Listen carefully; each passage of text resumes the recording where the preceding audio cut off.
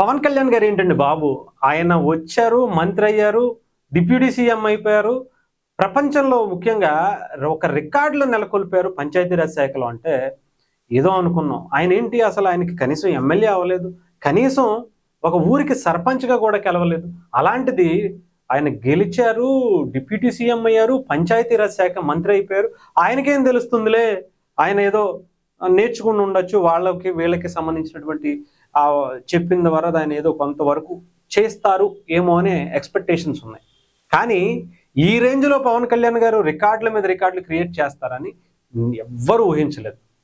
మనకు తెలుసుగా, ఆయన గెలిచి ప్రమాణ స్వీకారం చేసి కొన్ని రోజులకే గిన్నిస్ రికార్డు తీసుకున్నారు. గ్రామ సభలు నిర్వహించి ప్రపంచంలోనే ఇలాంటి సభలు ఒక్కటేసారి నిర్వహించినటువంటి రాష్ట్రంగా ఆంధ్రప్రదేశ్ని వరల్డ్ రికార్డులో పెట్టారు. ఇంకా ఎన్నో సంస్కరణలు, భారతదేశానికి స్వాతంత్ర్యం వచ్చి ఇన్ని సంవత్సరాలైనటువంటి పడనటువంటి రోడ్లేసి దేశంలో ఉన్నటువంటి అన్ని రాజకీయ పార్టీలని ముఖ్యంగా గెలిచి ఎంతో అంటే చాలామంది మంత్రులు అయినటువంటి వాళ్ళందరినీ కూడా ఇలా చెయ్యాలి, ఒక మంత్రి అంటే ఒక శాఖకు సంబంధించినటువంటి మంత్రి ఇన్ని అద్భుతాలు చెయ్యొచ్చా అని తన వైపు తిప్పుకున్నటువంటి మంత్రిగా పవన్ కళ్యాణ్ గారిని చూడొచ్చు. ఒక పక్క అడవి శాఖకు సంబంధించి ఆయన చేసేటువంటి కార్యక్రమాలు ఇన్ని కాదు. గతంలో ఎవ్వరూ ఇన్ని సంవత్సరాలు బట్టి ఆంధ్రప్రదేశ్కి సంబంధించి కుంకి ఏనుగులు తీసుకురావాలని వాళ్ళని వాటిని పవన్ కళ్యాణ్ గారు తీసుకొచ్చారు. అక్కడ ఉన్నటువంటి ప్రభుత్వాలు వేరైనా సరే కేవలం పవన్ కళ్యాణ్ గారు ఉండటం వల్లే అవి సాధ్యమైందా అనిపించుకునేటట్టుగా. ఏ టెక్నాలజీకి ఆ ఏనుగుల్ని అనుసంధానం చేస్తూ ఎక్కడా కూడా అవి బయటకు వచ్చేటప్పుడు అలర్ట్ చేస్తూ అక్కడ ఉన్నటువంటి గ్రామాలకి ఒక మెసేజ్ వెళ్ళేలాగా, ఒక అలారం వచ్చేలాగా దానికి సంబంధించి కొత్త పనులు, మ్యాజిక్ డ్రైనేజీలు అంటారు, కొన్ని ఇప్పటి వరకు పడినటువంటి రోడ్లు, ఎక్కడ అరకులో గంజాయి లేకపోతే ఇంకొకటి పెంచుకునే వాళ్ళందరినీ తీసుకొచ్చి టూరిజం వైపు పెట్టి, మిరియాల సాగు లేకపోతే కాఫీ తోటలను పెట్టి అరకు కాఫీ అనే బ్రాండ్ని విశ్వవ్యాప్తం చేయడానికి ఒక బ్రాండ్ అంబాసిడర్గా నిల్చున్నారు. అలాంటి పంచాయతీరాజ్ శాఖలో ఆయన అద్భుతాలే చెప్పాలి. నిజంగా చెప్తున్నాను కదా, భారతదేశంలో పవన్ కళ్యాణ్ గారు లాంటి పంచాయతీరాజ్ శాఖ మంత్రిని ఏ రాష్ట్రంలో కూడా చూడలేదు. నాకు తెలిసి చూడబోవేమో కూడా. ఆయనలాగా ఇంకొక వ్యక్తి వస్తారని కూడా మనకు తెలియకపోవచ్చు.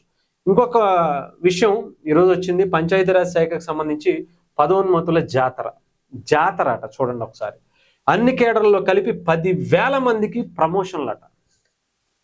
ఇది రికార్డ్. అసలు ఒక్క పంచాయతీరాజ్ శాఖలో 10,000 మందికి ప్రమోషన్లు ఇవ్వటం అంటే భారతదేశ చరిత్రలో ఏ రాష్ట్రంలో కూడా ఒక్కసారిగా ఇంతమందికి అంటే ప్రమోషన్లు ఇవ్వటం అనేది జరగలేదంట. అది పవన్ కళ్యాణ్ గారి శాఖకి సంబంధించి ఆంధ్రప్రదేశ్లోనే మళ్ళీ ఇది కూడా జరిగింది. ఇప్పటికే 6,000 మందికి పదోన్నతులు ఇచ్చారు. గ్రామ సచివాలయాల్లోకి వెళ్ళి ఇంకో 4,000 మందికి కూడా ఇస్తామని చెప్పారు.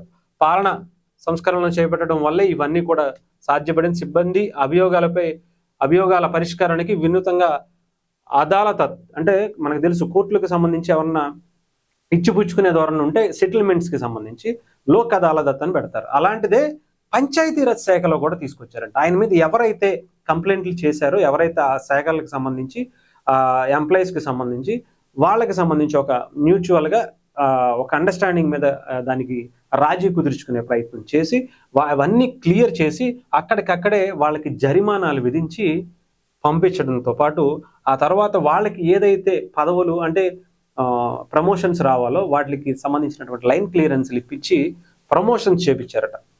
అక్కడ ఉన్నటువంటి ఉద్యోగులందరూ కూడా మేము అసలు ఎక్స్పెక్ట్ చేయలేదండి, కోట్ల చుట్టూ లేదంటే మంత్రుల చుట్టూ లేదా నాయకుల చుట్టూ తిరిగి మా ఒక్క ఉద్యోగానికి సంబంధించి మేము చేయగలుగుతామేమో, కానీ ఇలా అవుతుంది, ఒకటేసారి అందరికి సంబంధించినటువంటి ప్రమోషన్లు వస్తాయని ఎక్స్పెక్ట్ చేయలేదు అని చెప్పి పంచాయతీరాజ్ శాఖకి సంబంధించినటువంటి ఉద్యోగులందరూ కూడా చెప్తున్నారంటే ఆలోచించండి.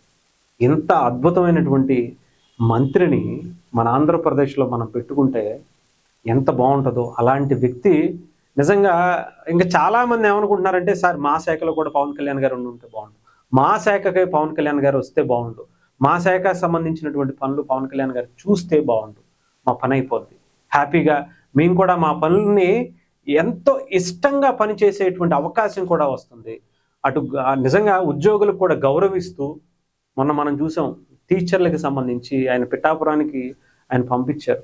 ఇన్ని సంవత్సరాల్లో ఎంతో మందిని చూసాం, ఎన్నో ప్రభుత్వాలు వచ్చాయి, ఎంతో మంది ఎమ్మెల్యేలు వచ్చారు, మినిస్టర్లు వచ్చారు, సెలబ్రిటీస్ వచ్చారు. ఎప్పుడూ కూడా వాళ్ళ సొంత నియోజకవర్గాలకి ఇంత విశిష్టత ఏర్పడటం అనేది జరగల, కానీ పిఠాపురానికి జరిగింది. అలాంటిది పవన్ కళ్యాణ్ గారు ఉంటే ఆయన శాఖ గురించి ఆయన పట్టించుకోకుండా ఉంటారా? ఆయన నియోజకవర్గం అయినా, ఆయన శాఖ అయినా, ఆయన రాష్ట్రం అయినా, ఆయన ప్రజలైనా అంత ఇష్టంగా చూసుకుంటారు. సో డెఫినెట్గా నిజంగా ఇక్కడ చూస్తే కనుక వాళ్ళ గురించి ఒక ఓఎస్డి చొరవతో, కమిషనర్ కృషితో జరిగినటువంటి పని అంతా ఇదంతా కూడా అని చెప్తున్నారు. సో ఏదేమైనా సరే ఉద్యోగులని కూడా ఆయన శాఖకు సంబంధించి చాలా హ్యాపీగా ఉంచడం అనేది, ఎందుకంటే ఆయన శాఖలో ఉన్నటువంటి వాళ్ళందరూ హ్యాపీగా ఉంటే వాళ్ళు ఇంకా రెట్టించినటువంటి ఉత్సాహంతో పనిచేస్తారు. తద్వారా రాష్ట్ర ప్రజలకి ఆ శాఖకి సంబంధించినటువంటి పనులన్నీ కూడా చకచకా జరిగిపోతూ ఉంటాయి. చాలా హ్యాపీగా ప్రజలు కూడా వాళ్ళకి ఏ పనులు కావాలన్నా హ్యాపీగా చేసుకునేటువంటి పరిస్థితి క్రియేట్ అవుతుంది. పవన్ కళ్యాణ్ గారి ఆలోచన వీళ్ళకేదో పదోన్నతులు ఇచ్చేస్తే సరిపోయింది కదా, వాళ్ళకి ప్రమోషన్స్ ఇస్తే వాళ్ళు హ్యాపీగా ఉంటారని కాదు. వాళ్ళకి హ్యాపీగా ఉంటే ప్రజలు హ్యాపీగా ఉంటారు.